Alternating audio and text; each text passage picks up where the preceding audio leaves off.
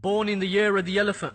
Even as a child he was special, it was evident. Birth of the Prophet mentioned in the Old Testament, Deuteronomy 18:18, that's your reference. Perfectly proportioned, the most handsome, most elegant. Impeccable character, the most humble and intelligent. Compassionate, considerate, in speech he's most eloquent. Even before he was a prophet, he was a man of great eminence. He's ranked number 1 in Michael Hart's book, Most Influential. Please refer to the books of Hadith if you need to check his credentials. His message is, worshipping Allah alone is essential, and the Quran and his teachings make up all our fundamentals. On the Day of Judgment, we rely on Allah's mercy and His intercession.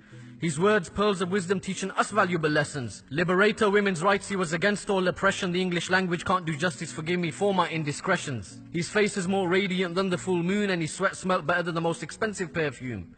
The light that shone bright like the sun shines at noon, need to follow his example if you want to be al-muttaqun. He came to an illiterate nation out of time of desperation. He was a real revolutionary who ruled by revelation.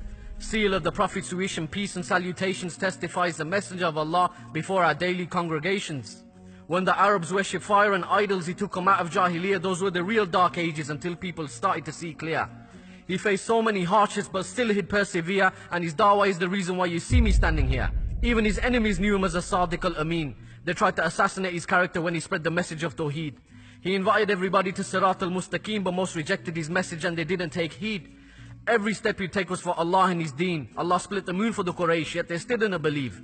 In fact, they tortured the believers. What a horrid sight it must have been. But imagine the status in Jannah of the earliest shaheed. They called him a liar, a soothsayer, a madman and a magician. They couldn't swallow their pride and let go of their traditions. Offered him power, wealth and women to stop spreading their religion. But he said, even if you offer me the sun and the moon, I won't accept your proposition. They threw animal intestines on the Prophet. While he was in prostration, he even stepped on the blessed neck of the best of all creation. But instead of retaliation, he turned to his Lord in supplication. Inna Allah ma'as sabirin, verily Allah is with the patient. He was boycotted, insulted, treated like an outcast, but through the pain and the struggle he still remained steadfast. He's a mercy to mankind, even says in the Quran. Surah Al-Anbiya verse 107. He even led the Anbiya in Salah before he ascended above the heavens.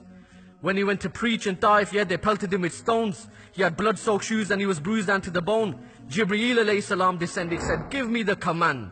I'll get the angel of mountains to destroy all their homes. But Allah's merciful messenger said, no, one let them be, for the land may one day be home to people who believe. I remember these stories in times of difficulty and remind myself that the Prophet had it much more difficult than me. Even through the slander and the rumor spread by the people of Quraysh, the Ansar came to know about the Prophet's message and his demeanor.